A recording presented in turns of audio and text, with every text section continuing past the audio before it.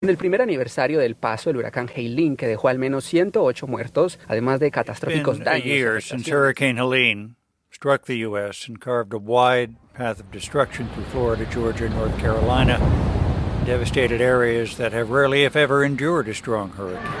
Ain't gonna let no hurricane turn us around, turn us around, turn us around. Ain't gonna let no hurricane turn us around. Keep on reaching out, keep on helping out, for truly we are mountain strong. Bienvenidos a Después de la Tormenta. Yo soy Patricia Serrano. Y yo soy José Sandoval. Después de Huracán Helene, la comunidad latina del sur de las montañas Apalaches quedó sola, sin comunicaciones, aislada, sin agua, sin luz, sin saber cómo enfrentar el desastre. Mientras esperaba la respuesta del Estado, la comunidad hizo lo necesario. Se organizó, se reunió y junta ayudó a familias latinas y también no latinas a salir adelante. Un año después, las huellas del huracán siguen presentes y también el trabajo de las organizaciones comunitarias. Por ello hablamos con organizadores latinos del oeste sobre el rol que asumieron en sus comunidades y cómo aún en la actualidad siguen ayudando a quienes lo necesitan. Y también volvemos a visitar a las familias de nuestro primer episodio para saber cómo se encuentran hoy. Bienvenidos otra vez a Después de la Tormenta. Aquí el episodio. Mi nombre es Ricardo Bello Bol, soy director ejecutivo de la organización UNIDEX y también soy el representante del grupo de recuperación a largo plazo Smoky Mountain. Ricardo es originario de Guerrero, México, pero vive desde hace 25 años en Bryson City, una zona rural del oeste de Carolina del Norte, un lugar donde la comunidad latina ha crecido mucho en los últimos años. El perfil de estas personas son de diferentes países, especialmente de México, pero también de Sudamérica. Mucha gente de Guatemala, mucha gente de Venezuela, de Nicaragua. Estamos viendo países que anteriormente yo no había tenido la oportunidad de tratar o de conocer, especialmente en esta área del oeste de Carolina del Norte. Su organización trabaja en los condados más rurales del oeste: Cherokee, Clay, Graham, Haywood, Jackson, Macon y también Swain. Lo que vino después yo no me lo esperaba y eso jamás nosotros estábamos preparados, ni siquiera pensábamos que fuera a pasar. Entonces éramos 2 personas, un grupo muy pequeño, sin nada que ofrecer y pues la comunidad, como lo mencioné anteriormente, una comunidad que vamos conociendo poco a poco. En ese momento Ricardo se encontraba en México, cumpliendo una promesa: entregar los restos de una persona latina a su tierra de origen. Yo tardé 10 días en llegar acá, en darme cuenta cuál había sido el impacto y realmente para mí fue darme cuenta que no estábamos preparados para nada. Tardamos un mes completo para poder empezar a responder y aún así fuimos en algunas partes la primera organización que llegábamos a ofrecer ayuda a algunas familias. En medio del desastre, Ricardo vio que la ayuda no llegaba igual para todos. Las grandes fundaciones recibían los recursos, mientras las organizaciones pequeñas como la suya quedaban fuera de la atención. Sí, mira, fue algo que para mí, cuando empecé a escuchar un poquito más de cómo se estaba manejando todo, me dio mucha tristeza el escuchar de que había mucha ayuda llegando a organizaciones que ayudan a otras organizaciones. O sea, que son organizaciones muy grandes, que tienen esa forma de cómo captar la atención de las personas que pueden ayudar. Y para mí fue muy desolador darme cuenta que esas organizaciones nunca se han acercado a organizaciones tan pequeñas como la mía o como otras organizaciones que están en el área. Enfrentar un desastre era algo nuevo para el pequeño equipo, y sin una sede propia, coordinar todo se volvió muy difícil. Aunque, por ejemplo, había gente que quería ayudarnos, si me decían, tenemos 200 cajas de comida, ¿dónde las recibes? ¿Dónde pones las cosas? Si no tienes un lugar físico donde tú puedas decir, ok, abro mis puertas, llega la ayuda, la repartimos. Entonces, en ese momento para mí fue un momento muy desolador porque al final de cuentas te das cuenta que no, tú estás para ayudar, pero no puedes ayudar. no puedes ayudar. Y es algo que crea una impotencia muy grande. Entonces Ricardo entendió que no bastaba con recibir ayuda. También era necesario explicar por qué esa ayuda era importante y cómo apoyar mejor las comunidades rurales que su organización acompaña. De alguna manera, yo traté de concientizar a la gente a que sí, sigan apoyando, pero apoyen a las organizaciones locales. O sea, las organizaciones locales que al final de cuentas estamos haciendo el trabajo en el área donde estamos, donde tenemos nuestras oficinas o los condados que nosotros cubrimos. Con el tiempo, Nirex creció por necesidad. Pasaron de ser solo 2 personas a un equipo de 7, además de varios voluntarios. Hoy cuentan con una sede propia, un banco de alimentos y distintos programas de ayuda. Aún así, la falta de servicios básicos y de comunicación en las zonas rurales los mantiene vulnerables frente a nuevas emergencias. Y aunque su trabajo ha ganado reconocimiento, Ricardo siente que todavía queda mucho camino por recorrer. Lo que he aprendido ha sido el darnos cuenta que seguimos estando muy abandonados en el área rural. Seguimos estando muy abandonados, no tenemos las mismas oportunidades, estamos de alguna manera sin estar preparados, a pesar de que hemos pasado por muchas cosas, que hemos aprendido. Todavía, si vuelve a haber otra emergencia, no estamos preparados. Actualmente, Nirex ofrece alimentos y recursos a unas 400 familias cada semana. Ya no se enfocan solo en la comunidad latina, también apoyan a personas sin hogar y a otras comunidades.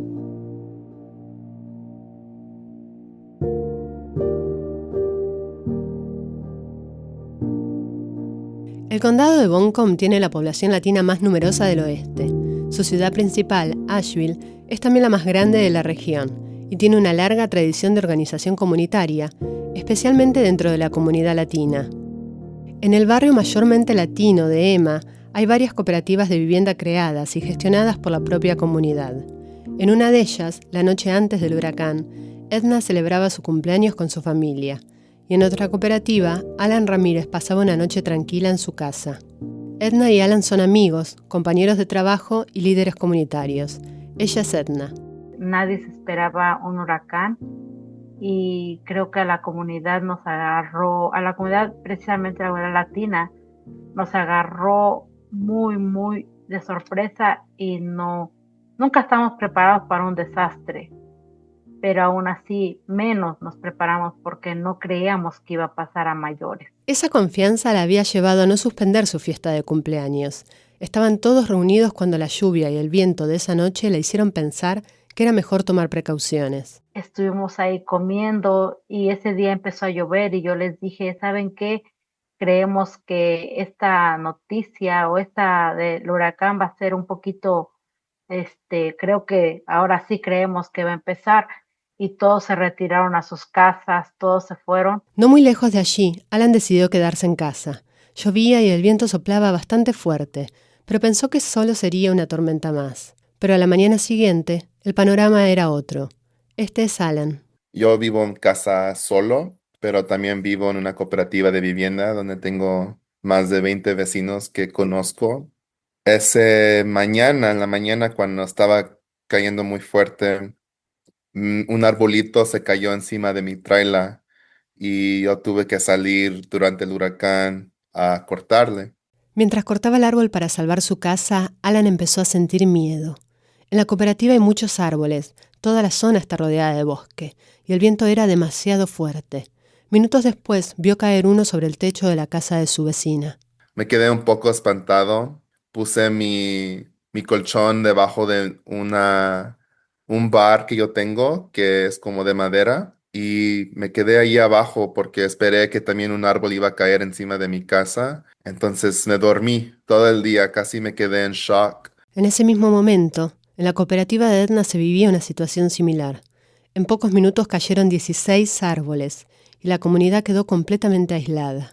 Y fue un caos ver a las familias corriendo de un lado para otro sin saber, en la incertidumbre. Cuando se fue la luz, vimos cuando, wow, esto es en serio, ya pasó, está pasando. y desde ese momento, la verdad a mí me dio mucho miedo salir. ¿Por qué? Porque mi comunidad se quedó en el parque donde yo vivo, tenemos 2 entradas y por ninguna de las 2 entradas pudimos salir. Se cayeron los árboles en medio de la carretera, estábamos incomunicados totalmente. En ese entonces no podían imaginarlo, pero en los días que siguieron se convertirían en referentes de uno de los centros de ayuda más grandes para la comunidad latina durante la emergencia. Y parte de esa historia empezó así. Algunas compañeras de nosotros tomaron el liderazgo de ir a cada cooperativa de donde vivimos nosotros, digamos los que somos líderes en algún grupo, en alguna comunidad, personas que conocemos, que nos apoyan, que siempre estamos apoyando a la comunidad. Nos reunimos al siguiente día, se convocó a una junta a donde llegaron todos y empezamos a ver qué vamos a hacer. ¿Cómo vamos a ayudar a la comunidad? Ese mismo día trazaron un plan con roles definidos. Se decidió abrir un centro de emergencia en El Porvenir, un espacio cultural de una organización comunitaria que agrupa las cooperativas de vivienda latinas del barrio Ema. Edna se hizo cargo de la bodega, organizando los alimentos y los suministros. Alan coordinó la llegada de las donaciones, que pronto empezaron a llenar el lugar. No fue improvisación, detrás había una red sólida de cooperativas, familias y organizaciones latinas que permitió a líderes comunitarios como Edna y Alan responder al desastre. Somos un grupo de organizaciones que nos unimos para dar la respuesta rápida y muchas de nuestros compañeros también líderes conocen la comunidad, conocen las necesidades, conocen los barrios. Tal vez no pudimos alcanzar a una comunidad a 1 hora, 1 hora y media de aquí, pero como conocemos de la área, fue como primero vamos a ir a tocar puertas, si están bien, si necesitan algo. Lo primero que les llevamos fue, ¿estás bien? Y traemos agua, es lo único que te podemos dar ahora. Pero fue una persona americana a donde dijo, nunca pensé que el que me tocara la puerta fueran ustedes. Y lo que empezó como una respuesta de emergencia se extendió durante semanas y luego meses. Junto a decenas de voluntarios, siguieron ayudando a todos los que lo necesitaban en una ciudad devastada por el huracán. Alan recuerda esos días y siente que de alguna forma todavía sigue allí. Ya 1 año después del huracán, es como si no cambiamos de papel desde que empezamos la respuesta rápida. Para mí fueron días muy raros porque siempre supe que el gobierno nunca nos iba a salvar la vida, que no iban a llegar con los recursos que necesitábamos. Y desde antes del huracán, sabemos que nosotros somos la respuesta rápida, nosotros somos la primera línea de ayuda y no alguien más. No podemos esperar a otra persona, a otro grupo, a otro gobierno. Los líderes comunitarios latinos del barrio se unieron para dar respuesta a la crisis que atravesaba la ciudad. Lo primero fue atender lo urgente, la falta de agua, la necesidad de comida, pañales, artículos de limpieza. Hubo una señora que de verdad me partió el alma porque desde que ella estaba en silla de ruedas, vivía sola y lo único que ella quería era un pan. Es lo único que quería. Y cuando mis compañeros, yo no salí, pero cuando mis compañeros llegaban y traían esas historias, me partían el alma porque sabía que yo estaba en un lugar a donde podíamos ayudarles, pero si mis compañeros no salían y no iban a tocar puertas, no se iba a lograr hacer nada. Entonces, cada que ellos venían y me decían, pasamos a hacer esto, hicimos esto, me sentía tan orgullosa de ellos, pero también tan triste el imaginarme de si no hubiera pasado esto, qué hubiera pasado con estas familias. Y todavía ahora lo recuerdo y me llega una nostalgia y una tristeza porque nuestra comunidad se quedó sin ayuda y nosotros fue la primera ayuda porque el gobierno no nos ayudó. En esos días, la comunidad latina del oeste de Carolina del Norte respondió más rápido que cualquier institución. La ayuda se organizó por grupos, con voluntarios coordinados por líderes comunitarios. Algunos se encargaban de cortar árboles y abrir caminos. Otros removían escombros o se ocupaban de cargar y descargar donaciones. También había quienes buscaban información, qué estaba pasando y quiénes necesitaban ayuda. Entonces creo que parte de eso fue la unión que hizo la fuerza de todas nuestras organizaciones. Y tal vez somos Alan y yo ahorita representando, pero atrás de nosotros son grandes amigos, grandes personas que hicieron todo el trabajo, que nos apoyaron, que nos ayudamos, que vinieron jóvenes, vinieron señoras, señores a apoyarnos y a decir presentes para mi comunidad. Un año después el trabajo no se detuvo. Los dos siguen en el mercadito comunitario, parte de la Casa de Apoyo Mutuo. 3 veces por semana, junto a voluntarios, atienden a unas 200 familias por jornada. Y desde el huracán Helene han llegado con ayuda a más de 9.000 hogares. Un año después del huracán, las familias que conocimos en el primer episodio siguen reconstruyendo lo que perdieron. En Swannanoa, Betty y Eric continúan viviendo en el mismo terreno donde la inundación destruyó su casa. Hoy duermen en un camper donado, mientras esperan que una iglesia local cumpla la promesa de ayudarlos a construir una vivienda permanente. Pues como nos decían las cosas, ya a este momento, a este punto, ya debería estar construida la casa, supuestamente. Entonces la promesa es que supuestamente antes de este invierno ya estaría la casa, pero para cómo estamos viendo la situación, nos da miedo el invierno. Para la familia, la situación es frustrante. Eric sigue sin trabajo y dedica su tiempo a mejorar las condiciones en el terreno donde viven. Y el barrio también cambió, ya no tienen vecinos. Las pocas casas que quedaron están vacías y a las demás se las llevó el río. Mucha gente dice, ay, es que váyanse y busquen otro lugar. Es que no es fácil. Nosotros llevamos 10 años sin pagar renta. Entonces, ¿cómo nos vamos a ir de la noche a la mañana a ir a pagar $1,500, $2,000 mensuales? Es injusto. Decidieron seguir viviendo allí. Dicen que si vuelve a pasar, esta vez estarán preparados. Ya tenemos una maleta con lo indispensable y no pensar y no decir, ay, es que la casa, adiós. O sea, lo más importante es la vida. La otra familia de nuestro primer episodio también intenta salir adelante. Después de perder su casa en el huracán, María y Omar siguen en Clyde, ahora en un parque de casas móviles. Pagan renta por el terreno, pero son dueños de la casa. El mayor problema sigue siendo económico. Todavía pagan la hipoteca de la casa que perdieron. Todavía estamos batallando para la aplicación de FEMA. Me pidieron 2 estimados de 2 diferentes compañías para remodelar la casa otra vez. Si el valor de la remodelación pasa de la mitad de lo que vale la casa, supuestamente el FEMA la va a comprar. Pero todas las compañías están súper ocupadas ahorita, entonces nadie quiere dar un presupuesto. Además tengo uno, entonces ahí me quedé con uno nada más. Entonces no sé, tal vez le voy a llevar eso al condado o no sé qué hacer. Estoy ahí anclado, no. La otra opción que tengo es venderla así como está, para pagar mi deuda nada más. Y ya. Pero vender una casa dañada por el agua es difícil. Siempre está la duda. ¿Y si vuelve a pasar? Pensaron en repararla, pero los permisos son muy estrictos. Y luego el condado me puso como más restricción para remodelar. Entonces no, yo siento que es una mala inversión, ya porque ya nos pasó 2 veces. Y el tiempo ya no sabemos cómo está, pues. Ahorita estamos bien y ahorita ya un huracán nos inunda y vámonos. Ya no se sabe. Entonces ya no conviene remodelarla. O sea, yo pues personalmente, porque no es como tirar dinero a la basura. Pues estamos esperando, no sé qué vamos a hacer, todavía no sabemos. Mientras tanto, les quedan 20 años de pagar por una casa que al parecer nunca volverán a habitar. Es triste saber que hace un año en estas fechas estábamos re bien y unos días después no teníamos dónde estar, dónde vivir, con 4 hijos, con 5 hijos. Bueno, mi hija ya está grande y ya se había mudado, pero sí es muy triste.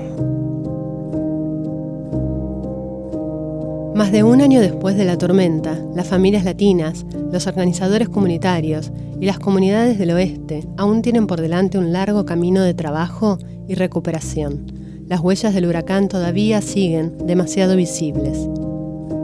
Este podcast es una producción especial de Enlace Latino NC en conmemoración del primer aniversario del huracán Helene y en honor a la resiliencia de la comunidad latina de las montañas del oeste de Carolina del Norte. La producción estuvo a cargo de Patricia Serrano y José Sandoval. El guión y la edición son de Patricia Serrano El diseño de sonido es David Seth Miller y la dirección general es de Paola Jaramillo. Gracias por escuchar.